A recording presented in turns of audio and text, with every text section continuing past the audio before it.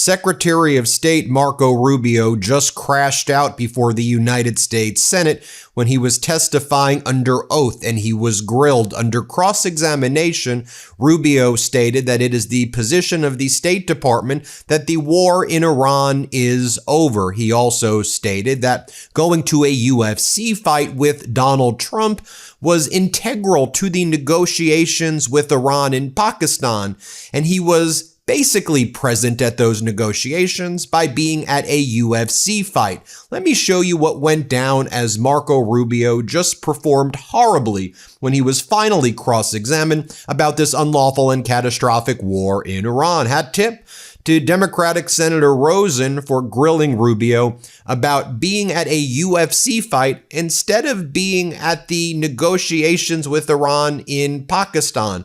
Rubio was like, "What party? I wasn't at a party. You were at a UFC fight, and we saw it on all of the photos that were being posted by you, the White House, and MAGA influencers. You seem to be enjoying yourself while Steve Witkoff and Jared Kushner were in Pakistan. They're not appointed by us. Who are these people?" Play this clip. I don't know if one is scheduled for this year yet. Thank you. With the remainder of my time, I'd like to remind the American people that as the Secretary of State, your main duty as America's chief diplomat is to maintain our relations with foreign nations. This is why I was shocked to see that you were at a party with President Trump in Miami instead of accompanying Vice President Vance to Pakistan for negotiations. What party was I at? I was at a party? It's publicly reported, and there's photos there. But what party? No, but you're going to say that. I'm going to answer it. I'm going to answer that question because that's an absurd statement. I was not at a party. Finish my paragraph. He can answer. People are going to slander me. I'm going to answer it. Witkoff. Then Secretary of State Marco Rubio said that he was co-located in Pakistan while being at the UFC fight. It was all part of a master chess gambit by the Trump regime. Have the Secretary of State pose for photos and throw up weird hand signs at the UFC fight, because that would send the right message about the U.S. negotiating seriousness. Here, play this clip. People are going to slander me. I'm going to answer Steve Witkoff and Jared Kushner, both of whom were never confirmed by this body to be America's diplomats, accompanied the vice president in the negotiations. Even Iran's foreign minister was not there, yet you were not, was there, and you were not. I just feel that's embarrassing for us, and it's embarrassing for you.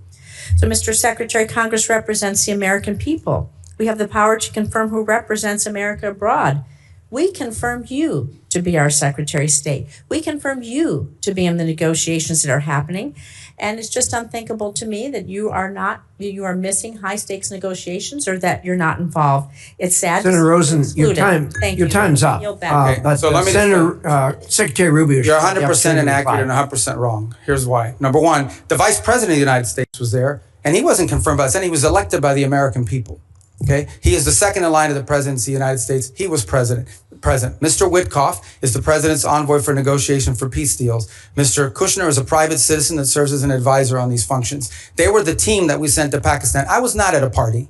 Where I was is next to the president. Because in the midst of those negotiations, I was in communications with them. And in fact, I think there is media reporting from that evening on how on multiple occasions I went into a back room, I came back out and spoke to the president and was constantly updating him. On that evening, I spoke to Mr. Kushner and our negotiating team and Mr. Witkoff on at least 6 occasions, including twice on a secure line from the phone they had access to over there. So you don't know what you're talking about. You're just Senator Rosen, stuff up. He has the floor. I know your staff wrote up this cute statement for your TikTok video, but it's not true and it's not real. That's not what happened, okay? I'm the National Security Advisor and Secretary of State. I was co-located with the president in the midst of a high-stakes negotiation so that I could immediately inform him about events occurring halfway around the world. I was where I needed to be at that moment because we had a very capable team on the ground in Pakistan led by the Vice President of the United States. Next up, you had Democratic Senator Coons cross-examining Rubio about whether the United States promised China that it would not deliver the approved arms sales to Taiwan, which Congress has appropriated money for, and whether this was part of the deliverables that Donald Trump promised Xi Jinping in order to get those selfies and photos and just be in Xi Jinping's presence so Trump can tell Xi how strong and powerful he is, while Xi Jinping would tell the United States, you are a nation in decline and you should not fall for the Thucydides trap. Stay away from the rise of China. Great work, Rubio. Great work, Donald. I'm being sarcastic. Play this clip. So it's under review under the White House. Mr. Secretary, my concern is that President Trump has said publicly that arms sales to Taipei are a great negotiating chip with China. And my concern at a time when the PRC has been far more aggressive than they were in previous years, centerline crossing, circumnavigation of Australia, aiding Iran and Russia in their war goals and aims, frankly, literally helping Iranians target U.S. service members. I respect the importance of our having an open negotiation and relationship with the PRC. But in the meetings you were in Beijing, did the president offer to condition arms sales to Taiwan in order to placate Xi Jinping? Well, look, I'm not going to discuss what was the president's words in a meeting, and suffice it to say that, that specific question you just asked, that's not the context in which the president has raised this in the past. When the president says it's a great negotiating thing, what he's really saying is it's because China, as you can imagine, always mentions this. Like, this is a top priority for them. They are constantly talking about Taiwan arms sales, but that in no way is what is holding up our decision-making or the White House's decision-making. It is something the president will have to decide on the timing of when and how that is executed on. It's been approved by Congress. It's been noticed.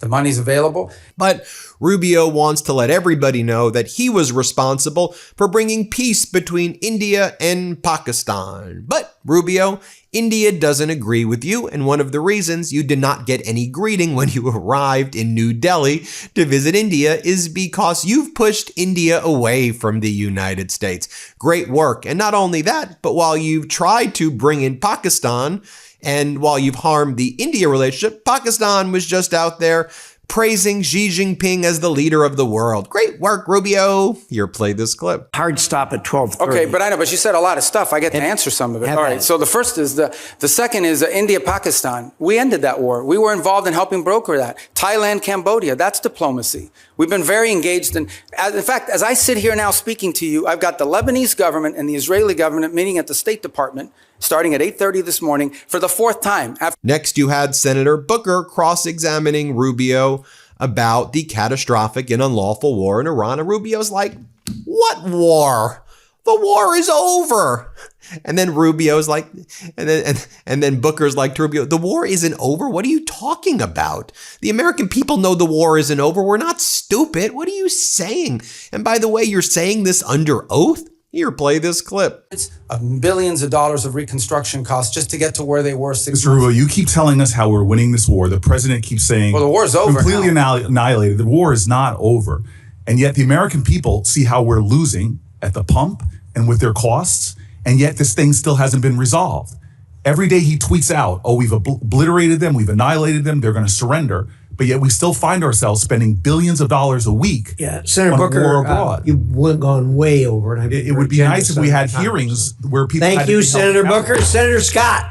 Then we heard from Senator Duckworth, and she said, look, one of the big problems with this regime, this Trump regime, is you use military force first, then you ask questions later, and nobody knows what you're doing, and you're not planning things, and you're not using diplomacy. That's what the State Department's supposed to do. And Rubio's like, well, we did do a peace deal between Azerbaijan and Armenia.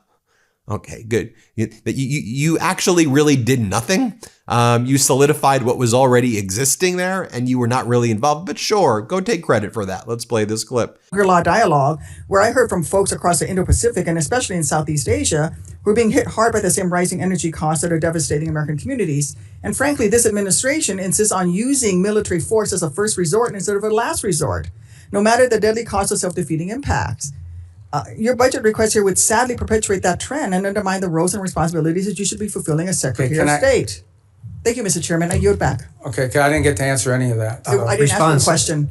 Well, she didn't answer the question. She doesn't want me to answer? Can I answer anyway? You may. Okay. Well, but she made a bunch of points. I get to answer them, right? First of all, I don't understand this thing with the, let me tell you, we were just here, maybe you weren't here, we were just talking about it. We did a peace deal with Azerbaijan and Armenia. We just signed the trip agreement yesterday, actually, or last week we signed it. Last night I officialized it. That was diplomacy. More Senator Booker cross-examining Rubio right here, saying, look, America's supposed to be the strongest nation in the world. We're in a quagmire with Iran right now. What say you? Play this clip. Before we even get to a nuclear negotiation, this regime is getting money to rebuild, purchase more drones, cause more havoc. And this is before we're even trying to get back to. But I apologize. I don't understand how they're getting this. What revenue are you referring to? Well, there's two sources of revenue we're seeing. One is the revenue from the Chinese, that's factually documented. And number two, the revenue that you're proposing that they should receive by releasing all of their highly enriched uranium, as well as in making a commitment about their enrichment capacities. Yeah. Hold on. And that was the exact deal that you guys vilified, that the president and you vilified President Obama from having. Yeah. So here we have a worse situation where our adversary and our enemy, who's causing havoc in the region, who is funding proxies and terrorists, has discovered, thanks to you all, the power of shutting down the Strait of Hormuz. No, they didn't discover. They knew that a long time ago, and they've done it before. Clearly, we all knew that a long time ago. That's why this ill-conceived war should have never happened. Yeah, but have made our adversary in a stronger negotiating position. We are the strongest nation on the planet Earth, and we're in a stalemate with Iran. And now we're begging to get back into a deal that you all trashed in the first place. There's no one begging. Clearly, this is a Senator Booker, your time's up. But Senator Rubio, since he's I do want to address some of these points because they go to the heart of the matter. No one's begging for anything here. The Iranians might be begging because their economy's losing hundreds of millions of dollars a day. That they are losing. Understand, Iran had street protests going on before all of this started. All of those factors, economic factors in Iran, are far worse today than they were 6 months ago when those protests were happening. Then you had Senator Kaine grilling Rubio on the targeting criteria that's been used by the Trump regime to blow up these fishing boats off the coast of Venezuela and in the Pacific. And notably, one of the targeting criteria, or none of the targeting criteria, includes actual narcotics on the boats. You would think if you said we're going after narco terrorists to stop the fentanyl from coming into the United States, wouldn't naturally the criteria be, I don't know, that there's fentanyl on the boat? In my own view, personally, that doesn't mean we murder and kill people without due process. I still believe it would be a war crime, even if that was a targeting criteria, because we still need to know if that actually existed versus just believed to exist. There's something called due process, in my own opinion. But fentanyl being on the fishing boat is not even a criteria? What? Here, play this clip. I want to ask you about Operation Southern Spear. The operation to strike boats in the Pacific and the Caribbean, that dozens of operations have now killed more than 200 people. Have you been involved as Secretary of State or National Security Advisor in discussion about the targeting criteria that are used to decide which boats we should strike? No, but not because I've avoided it, but because those are largely legal decisions, right? So but if you haven't been involved in discussion as the National Security Advisor, are you aware of what the targeting criteria are? Yeah, I mean, they go through so every strike has a legal officer on the deck that has to make a determination about whether the call is legal or not. And this is done by the Department of War, the way it's been done in other theaters around the world. Here's what I want to ask you about. So you're generally aware of the targeting criteria. I'm not allowed. I know what the targeting criteria are because of briefings I've had in this committee and the Armed Services Committee. It's all been in classified. And I'm not allowed to discuss the targeting criteria because they've only been shared and classified. But I don't think I'm prohibited from describing things that aren't targeting criteria. So I'll give you an obvious example. Everyone on the boat is right-handed. That's not a targeting criteria. It would be ridiculous. Everyone on the boat is what? Everybody on the boat is right-handed. That's not a targeting criteria. It's obviously not a targeting criteria. It would be improper for it to be a targeting criteria. Here's one that's not so obvious and that surprised me. There's evidence of narcotics on the boat. That is not a targeting criteria. I have been briefed on Southern Spear since the first operation on September 2 and most recently within the last couple of weeks, and I've asked again and again, have the targeting criteria changed? No, they have not. What are their criteria? Here's what they are. I can't describe it here. But the presence of narcotics on the boat has never been a targeting criteria. Would you have any ability to explain? And the administration could have picked that as a targeting criteria. They chose items that were targets, that authorized the use of the U.S. military to sink boats and kill people. But they have not used the presence of narcotics on the boat as one of the targeting criteria. And I would suggest to my colleagues, if you go look at the individual files of all the strikes, and I've looked at the first 46, they are consistent with what I've just said about something that's not on the list of targeting criteria. Why would the administration not include the presence of narcotics on the boat as a targeting criteria in Operation Southern Spear? As you just outlined, I can't discuss the specifics of the targeting criteria, but I can tell you the one thing that is obvious is that the targeting criteria is not single source. In essence, there are multiple checks. There are three elements to the targeting criteria. Right, and all of it informed and infused by intelligence collection. In essence, they have to have true links. I can tell you they do walk away from strikes. There are multiple times that I've been aware. I'm not aware of every strike because it's not reported on a regular basis, it's delegated. Yeah. But there have been strikes that they've walked away from because it doesn't meet the criteria or because there's doubt. I'm not saying that the strikes that I've reviewed don't meet the targeting criteria, but I'm saying how odd it is, especially since the administration always announced this is against narco traffickers. We've attacked narco traffickers. How odd it is that the presence of narcotics on a boat is not one of the targeting criteria. And I would encourage my colleagues, get the same briefing I've gotten, take a look at the strike files.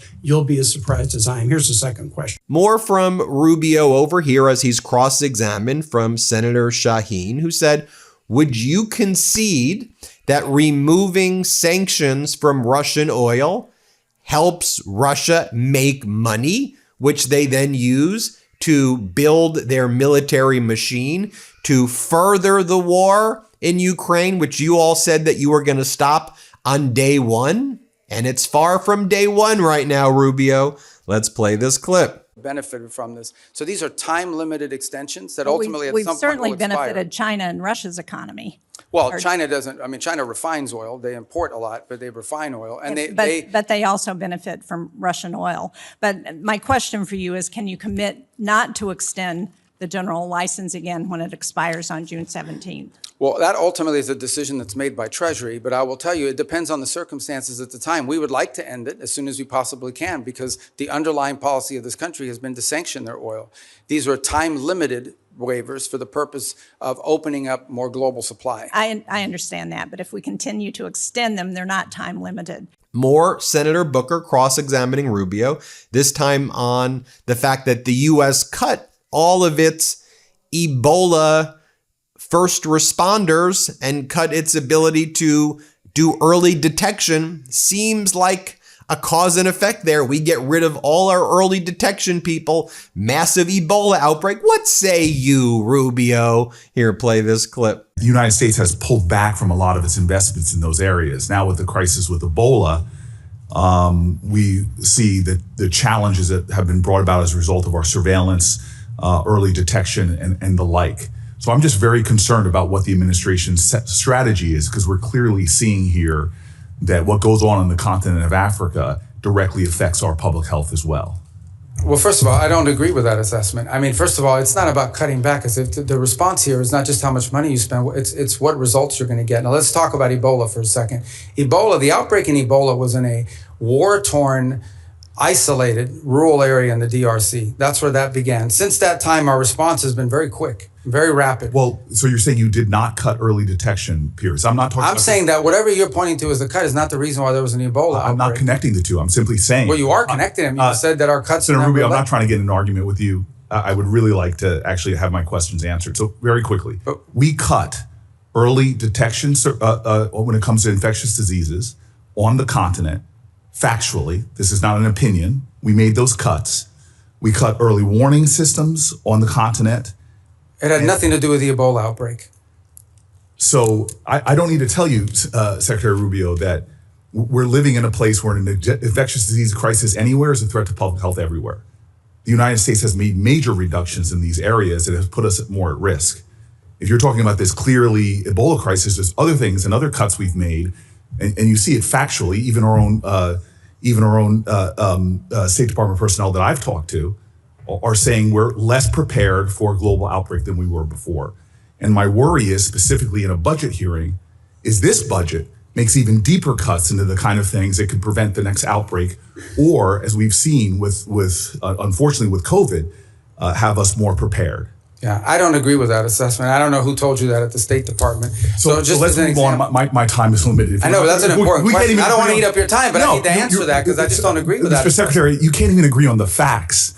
Because that's not accurate. I mean, again, you look at what we've entered into with these It's not accurate that we cut early detection. Because those have all been repurposed in different arrangements that we now have with these countries. As an example, I would like, for the record, because we're not going to cover it in my short time, if you're telling me we are as prepared or more prepared before the Trump administration came in, I'd like to see the facts. I think when these reforms are finalized, which we're on the verge of doing, we're actually going to be better prepared. But what Rubio really wants to talk about is, what's the next place we invade? How do we move Donald Trump off to the next shiny object? And for Rubio, that's invading Cuba. And Rubio says, it's such a failed state and it's so close to the US, we need to invade it. Well, if it's such a failed state, then why do you need to do a blockade and embargo around it if it's already failed? But anyway, Rubio, go talk about your next pretext for another war that no Americans want to see. Let's play it. So the fundamental challenge we have here is that Cuba needs to be, in order for it not to continue to be a failed state, which poses a threat to the United States, they need systemic and serious reform. They need to have economic reforms. And the question is, can they possibly reform, given the people who are currently in charge, both of Gaesa and of their government? And I think the answer is they can. I really don't believe this system is capable of reform unless new people take over or a new mindset takes hold. Now, we've engaged in conversations with them. We've offered them what I think needs to happen in order for their economy to recover. He also then says, when it comes to Venezuela, it's the first time their oil wealth is not being stolen from them. The United States is quite literally stealing the oil. And I'm not being hyperbolic. Donald Trump has said, we're taking their oil. It belongs to us now. Rubio, go ahead. I'm not telling you that's 5 years from now, but it's been 5 months, so I want to be relative to that. Here's what I can tell you. For the first time, certainly, since 20, whenever, in the pre-Chavez era, maybe ever, and certainly since the post-Chavez era, the oil wealth of the country is not being stolen. And finally, Senator Van Hollen summed it all up, I think, pitch perfectly. Watch what Senator Van Hollen from Maryland had to say. Play this clip. Chairman, and welcome, Mr. Secretary. This is your first public hearing since President Trump and Israeli Prime Minister Netanyahu launched an illegal war against Iran. Netanyahu said he's been waiting 40 years to do this. Turns out he finally found a president who was both stupid and reckless enough to join him. The war has killed 14 American service members, wounded hundreds more, and killed thousands of civilians. It's driving up the price of gas, food, and much more. Trump obviously doesn't care. He called high gas prices peanuts and said, I don't think about Americans' financial situation. That's from the President of the United States. And all for what? The President told us 91 days ago that we had, quote, won the war in Iran. Last year, he told the country Iran's key enrichment facilities have been completely and totally obliterated. Was that false? Let's face it, Mr. Secretary, the Trump foreign policy has become a dumpster fire. This is the same president who's more interested in flattering Vladimir Putin than in protecting Ukrainian sovereignty. The president who lifted restrictions on the transfer of sophisticated U.S. chips to China, but came back from his trip there with nothing but ballroom envy. He tweeted about that the other day. This is the president who brought on Elon Musk to take a chainsaw to AID, which has enabled the current Ebola outbreak in the DRC. We've also witnessed corrupt crypto deals with the UAE royal family that have enriched the Trump family at the expense of our national security. We've seen an administration engage in extrajudicial killings in the Caribbean, hijack Venezuelan oil, threaten to invade Greenland, and weaken the NATO alliance. Here at home, a Reagan-appointed judge said that you and former Secretary Noem abused your powers when you locked up and still seek to deport students for protesting the destruction of Gaza. The Reagan-appointed judge said you did that, quote, primarily on account of their First Amendment-protected political speech. Speaking of Gaza, the so-called Board of Peace seems to have run around. Meanwhile, while Senator Rubio once proclaimed that the U.S. must, quote, work to ensure that refugees who flee war, torture, and persecution are provided safe environments to live and thrive in, now as Secretary of State in this administration, you have capped refugees at a record low of 17,500, and white South Africans, Afrikaners, have comprised roughly 99% of those slots, Mr. Secretary. A race-based refugee system. At the same time, the president's preventing Cuban political refugees from entering the United States, even as you've imposed a near oil blockade on that repressive regime. The stated goal is to change the government there, but the only real change is humanitarian crisis inflicted on millions of people, not members of the regime. Well, there you have it, everybody. Let me know what you all think. Hit subscribe. Let's get to 7 million subscribers. Thanks for watching, y'all. We appreciate. Just double check that you're actually subscribed, though, okay? Want to stay plugged in? Become a subscriber to our Substack at MeidasPlus.com. You'll get daily recaps from Ron Filipkowski, ad-free episodes of our podcast, and more exclusive content only available at MeidasPlus.com.